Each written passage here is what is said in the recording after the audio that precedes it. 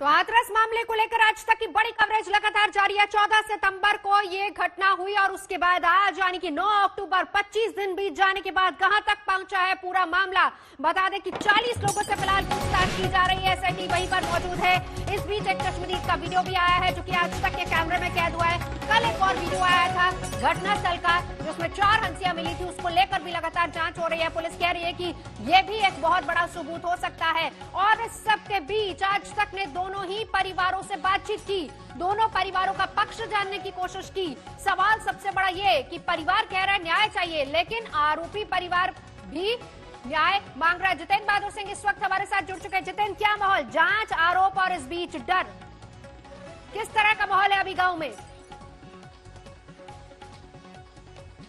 देखिए नवजोत, गांव की जो स्थिति है इस समय वर्तमान समय में दोनों परिवारों यानी कि जो परिवार वर्सेस परिवार हो रहा है, आरोपियों की तरफ से कहा जा रहा है कि वो लोग निर्दोष हैं और उनका कहना है कि उन्होंने किसी भी तरीके से घटना को अंजाम नहीं दिया है। लेकिन जो पीड़ित परिवार है उसको न्याय अब तक नहीं मिला है। सीबीआई जांच के आदेश भी दिए गए उत्तर प्रदेश सरकार की तरफ से, लेकिन अभी सीबीआई की टीम ने किसी ने भी इसको टेक ओवर नहीं किया है। इस बीच में जिस तरीके से परिवार वालों में सुरक्षा का डर और इस बात को लेकर के माहौल था कि किस तरीके से उनको सुरक्षित रखा जाएगा, तो उसके लिए उत्तर प्रदेश शासन ने पूरी व्यवस्था यहां पर कर दी है। जो 3 स्तरीय सुरक्षा व्यवस्था यहां पर लगाई गई है उसमें बाकायदे पीएसी के जवानों को यहां पर तैनात किया गया है और इनका साफ मकसद यह है कि परिवार वालों के अंदर जो डर की भावना आ गई थी वो डर न रहे। ये आप देखिए, इधर का जो रास्ता है ये गांव के बाहर की तरफ रास्ता जाता है और यहां भी पूरी पीएसी के जवानों को तैनात किया गया है।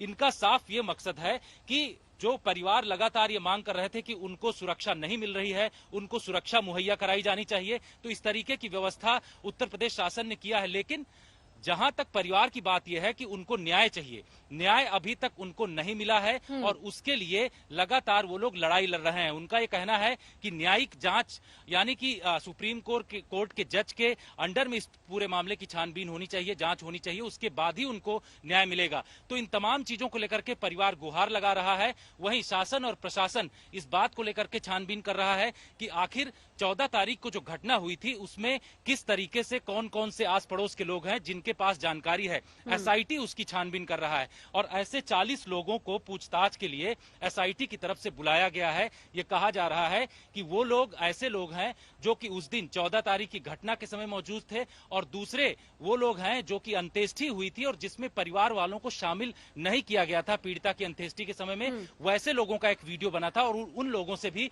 पूछताछ की जा रही। तो ये तमाम पहलू एक समग्र जांच की जा रही है एसआईटी की तरफ से और उनका सीधा ये मकसद है कि इस तरीके से व्यवस्था दी जाए जिससे कि परिवार वाले जो न्याय की गुहार लगा रहे हैं उनको न्याय मिलना चाहिए। सिक्योरिटी की बात जो चल रही है कि सुरक्षा, परिवार वाले अपने आप को सुरक्षित महसूस कर रहे हैं कि नहीं, तो उसके लिए सीसीटीवी कैमरे लगाए गए, 6 सीसीटीवी कैमरे लगाए गए हैं और उसका बाकायदे यहाँ पर आपको बता दें कंट्रोल रूम है, ये कंट्रोल रूम बनाया गया है और यहाँ आप देखिए कि किस तरीके से कंट्रोल रूम में पूरी फीड आती है और इसको शाम को चेक किया जाता है। बाकायदे यहाँ एक सीनियर ऑफिसर आता है, कौन से लोगों का मूवमेंट होता है और कौन से लोग यहां से बाहर जा रहे हैं, सभी लोगों की जानकारी इस कंट्रोल रूम के जरिए रखी जाती है। तो यहां सुरक्षा का एहसास कराया जा रहा है परिवार वालों को, लेकिन परिवार वाले यही चाहते हैं कि उनको न्याय मिलना चाहिए और इसीलिए वो लगातार लड़ाई लड़ रहे हैं। बिल्कुल, परिवार न्याय चाह रहा है और न्याय के लिए न्याय की जांच की मांग भी की थी।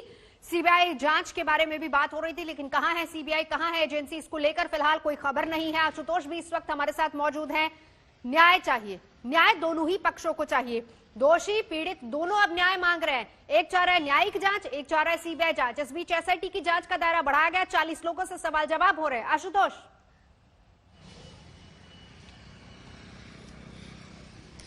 नवजोत, देखिए ये जांच तो हो रही है एसआईटी की, लेकिन ऐसे में हमेशा ये देखा जाता है कि पीड़ित पक्ष खुद को जो है सुरक्षित महसूस करे।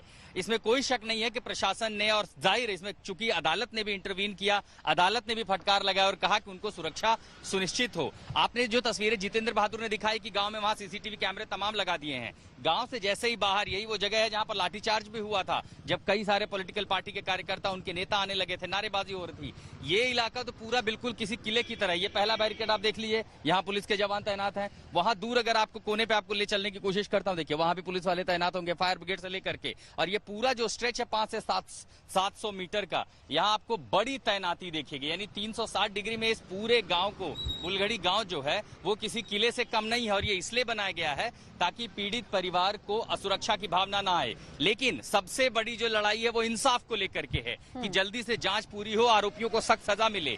यहाँ आरोपी भी कह रहे हैं हमें भी इंसाफ दे दीजिए। आरोपियों की चिट्ठी आती है, चिट्ठी में सीधे सीधे आरोप पीड़िता के परिवार पर ही लगा दिया गया कि देखिए हो सकता है इन्होंने नहीं मारा हो। अब ये जांच होगी कब? हर पल सबूत क्रूशियल होते हैं, सबूत नष्ट हो सकते हैं, संभावना है बयान बदले जा सकते हैं। और इसीलिए जब 3 तारीख को ही, यानी 5-6 दिन पहले ही जब ये कह दिया गया कि सीबीआई जांच होनी चाहिए, आपको अगर याद हो सुशांत सिंह राजपूत में क्या 48 घंटे लगे थे सीबीआई को मामला दर्ज करने में।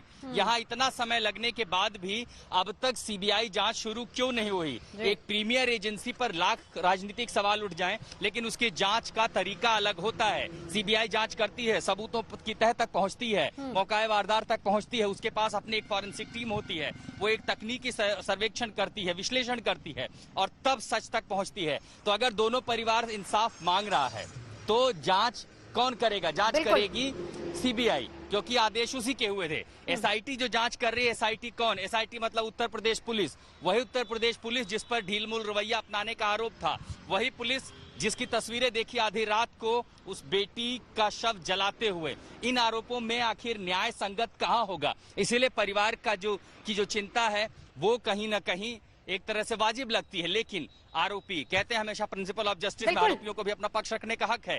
उन्हें लगता है कि उनका हाथ नहीं है इस घटना के पीछे, कोई और हो सकता है। तो जांच तो शुरू हो, तो जांच करने वाली एजेंसी है कहां? बिल्कुल बड़ी बात। लेकिन इस बीच जो चिंता सबसे बड़ी ये है, जो परिवार लगातार, पीड़ित परिवार लगातार ये कह रहा है कि वो खुद को सुरक्षित महसूस नहीं करते। लेकिन सुरक्षा का दायरा और सुरक्षा किस तरीके से बढ़ाई गई है, घर के अंदर, घर के बाहर। जितेंद्र बहादुर सिंह तस्वीरें दिखाइए, और खास तौर पर वो कंट्रोल रूम जिसको मॉनिटर किया जाता है, मुआयना होता है जिसका हर दिन। जितेंद्र बहादुर सिंह। और बिल्कुल, मैं पूरा सुरक्षा का जो यहाँ पर चाक चौबंद इंतजाम किए गए हैं उसकी पूरी जानकारी आपको देता हूं कि यहाँ देखिए पुलिस बल पूरी तरीके से यहाँ पर तैनात हैं। सारे जवान आप देख रहे हैं कि इसमें पीएसी के भी जवान मौजूद हैं। इसके अलावा आप देख रहे हैं कि उत्तर प्रदेश पुलिस के भी जवान यहाँ पर मौजूद हैं। तो सीधा मकसद यह है कि सुप्रीम कोर्ट ने जिस तरीके से कहा था कि जो पीड़ित परिवार है उनको सुरक्षा का एहसास होना चाहिए, वहीं आपको दिखाना चाहेंगे कि ये पूरी जो गैलरी जाती है ये जाता है पीड़ित परिवार के घर की तरफ। और ये आप देखिए पूरा यहाँ से जो रास्ता गया हुआ है, यहाँ पर भी पुलिस बल तैनात है। यहाँ महिला सुरक्षा बल है। इसके अलावा यहाँ पर वो लोग भी मौजूद हैं जो लोग की सिविल ड्रेस में हैं, जो कि घर में जो पीड़ित परिवार है उनके शैडो के तौर पर यहाँ पर वो लोग मौजूद रहते हैं। आपको दिखाना चाहेंगे कि यहाँ जो पुलिस है वो बाकायदे इस रजिस्टर में सभी लोगों के नाम अंकित करती है। जो लोग भी एंट्री करते हैं उनको इस रजिस्टर में नाम देना होता है और उसके बाद ही ये लोग यहाँ से अंदर जा सकते हैं। इसके अलावा सीधे आप देखिए कि घर के सामने का जो रास्ता जाता है यहाँ पर सीसीटीवी कैमरा लगाया गया है और इसका कंट्रोल रूम आपको दिखाते हैं कि कहां पर बनाया गया है। कंट्रोल रूम की जानकारी और निगरानी बाकायदे यहाँ अधिकारी शाम टाइम में करते हैं। ये कंट्रोल रूम है। यहाँ पर जो है पूरा एक कंट्रोल रूम बनाया गया है जहां सीसीटीवी कैमरे जो 5 की संख्या में लगाए गए हैं अलग अलग गलियों में, उनके कंट्रोल रूम से पूरी निगरानी की जाती है। और यही शाम को जो सीनियर ऑफिसर हैं पुलिस के, इसके अलावा जो एडमिनिस्ट्रेशन से जुड़े हुए हैं, वो तमाम लोगों की तफ्तीश करते हैं। कंट्रोल रूम आप देखिए यहाँ पर किस तरीके से ये कंट्रोल रूम जो बना हुआ है, इसमें जो मॉनिटर लगा हुआ है, इसमें घर के अंदर की तस्वीरें तो आ ही रही हैं, साथ ही जो गांव के आसपास का जो इलाका है वो पूरा इसमें दिखाई पड़ रहा है। और 5-6 जो कैमरे यहाँ पर लगे हुए हैं, उन कैमरों से जब गांव के अंदर कोई एंट्री करता है तो उसकी भी जानकारी लगातार मिलती है। इसके अलावा जब कोई घर से बाहर की तरफ निकलता है तो उसकी भी पूरी तस्वीर इस कंट्रोल रूम में दिखाई पड़ती है। और इसका बाकायदे इन्वेस्टिगेशन शाम को यानी कि मुआयना किया जाता है सीनियर अधिकारियों के द्वारा कि कोई ऐसे लोग तो नहीं आए हैं जो कि परिवार को किसी भी तरीके से नुकसान पहुंचा सकते हैं। तो इस तरीके की विस्तृत व्यवस्था उत्तर प्रदेश के गृह विभाग की तरफ से किया गया और इसका सीधा मकसद है कि सुप्रीम कोर्ट ने जो इंटरवीन किया था, सुप्रीम कोर्ट ने कहा था कि परिवार वालों को सुरक्षा का एहसास होना चाहिए और जब तक वो लोग अपने आप को सुरक्षित महसूस नहीं करेंगे तब तक उन लोगों को न्याय नहीं मिलेगा। तो इस तरीके की व्यवस्था यहाँ पर की गई है।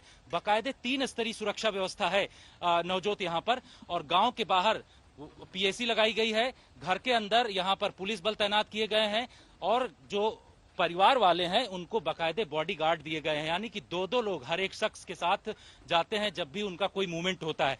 तो ऐसी सुरक्षा व्यवस्था के इंतजाम किए गए हैं और ये बाकायदे उन लोगों को दिए गए हैं जो कि परिवार में अपने आप को ये कह रहे हैं कि उनको न्याय मिलना चाहिए, उनको असुरक्षा है, उनको सुरक्षित रखा जाए। इस तरीके की व्यवस्था उत्तर प्रदेश सरकार की तरफ से की गई है। जितेंद्र बहादुर सिंह लगातार अब वहीं पर मौजूद है। देखिए, सुरक्षा ऐसी कि परिंदा भी पर ना मार सके। अब इसमें कौन कौन है? सीधे पीएसी के जवान है, इसमें उत्तर प्रदेश पुलिस है और इसके अलावा एक शख्स के साथ दो बॉडीगार्ड्स हैं।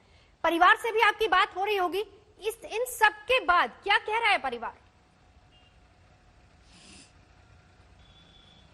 देखिए, परिवार वालों से जो बात नवजोत हमारी हुई है, उनका ये कहना है कि जो सुरक्षा की व्यवस्था यहाँ पर दी गई है उससे वो लोग संतुष्ट हैं और जब भी यहाँ सीसीटीवी कैमरे लगाए गए थे तो इसमें यह कहा गया था कि परिवार वालों से सहमति ली जाएगी और उसकी सहमति बाकायदे लिखित में उत्तर प्रदेश शासन ने परिवार वालों से लिया है कि उनको किसी तरीके की दिक्कत न हो कि सीसीटीवी कैमरा घर में लगा दिया गया और वो लोग कहीं एक जगह से दूसरी जगह जा रहे हैं, उनकी प्राइवेसी मेंटेन की गई है। तो इस तरीके की व्यवस्था यहाँ पर की गई और इसका सीधा मकसद यह है कि परिवार वाले किसी भी तरीके से अपने आप को असुरक्षित महसूस न करें।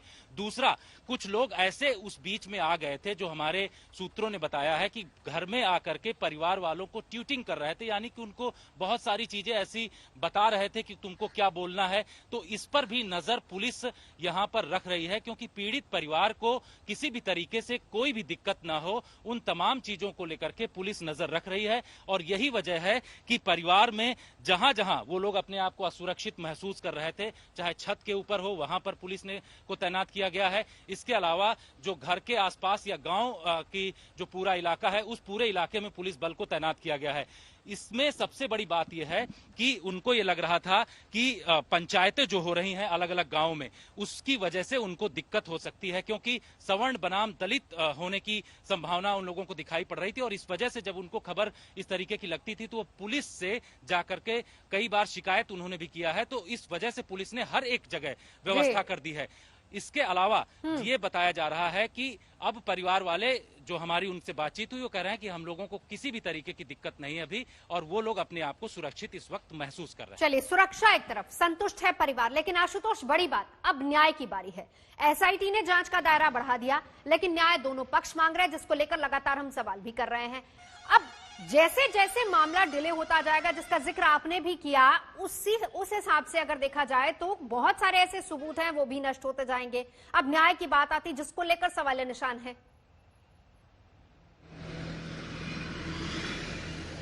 बिल्कुल, और तकनीकी तौर पर उन सबूतों के साथ छेड़छाड़ की संभावना हो सकती है क्योंकि प्रथम दृष्टया यहाँ पर जो हमने तस्वीरें देखी उसमें आरोपी कौन निकली? उसमें आरोपी पुलिस और प्रशासन ही निकली। जिस तरीके से उन्होंने इस पूरे मामले में लीपापोती करने की कोशिश की और तभी जाकर के खुद मुख्यमंत्री ने ऐलान किया कि नहीं, अब सीधे जो है सीबीआई जांच करेगी। एसआईटी का गठन हुआ था, एसआईटी ने भी अपनी जांच में सीधे पुलिस वालों को दोषी पाया गया और इसीलिए उनमें से सस्पेंशन हो गया। लेकिन सबसे महत्वपूर्ण बात एक ये भी है, आप देखिए जितेंद्र बहादुर ने जिसका जिक्र किया कि एक के बाद एक यहाँ पर महापंचायतें होने लगी। गांव में इस परिवार और उसकी जो संख्या है वो बहुत कम है। ऐसे में लगातार महापंचायतों के जरिए क्या दबाव बनाने की कोशिश हो रही थी, प्रशासन ने, पुलिस ने वो महापंचायतें क्यों होने दी थी? जाहिर है इन तमाम जो भी महापंचायतें थी उसमें ये भी मांग होती रही कि देखिए इंसाफ होना चाहिए और जो भी दोषी है उसको सजा होनी चाहिए, बेकसूर को फांसी नहीं होनी चाहिए, बेकसूर को सजा नहीं होनी चाहिए थे। लेकिन दबी जुबान वो उन्हीं महापंचायतों में कई आवाजें मुखर होती थी जो कहती थी कि देखिए ये जो है केस ही गलत है और गलत तरीके से फंसाया जा रहा है। इसी वजह से असुरक्षा की भावना परिवार में ये होती रही कि अगर इस तरह से इनको बल मिलेगा, ये महापंचायतें करेंगे या ये बातें होंगी तो हमारी सुरक्षा तो छोड़िए, आगे इंसाफ की लड़ाई कैसे होगी। अब तकाजा ये कहता, हमें जो जानकारी वो ये कि यूपी सरकार ने अपनी ओर से अनुशंसा तो कर दी है। आगे की जो प्रक्रिया है उसमें डीओपीटी के पास मामला जाता है, सीबीआई उसको उस नोटिफिकेशन को आगे लेकर के मामला दर्ज करती है। लेकिन देरी क्यों हो रही है? सबसे बड़ा सवाल जो आज तक पूछ रहा वो ये कि सीबीआई की जांच में आखिर देरी क्यों हो रही है?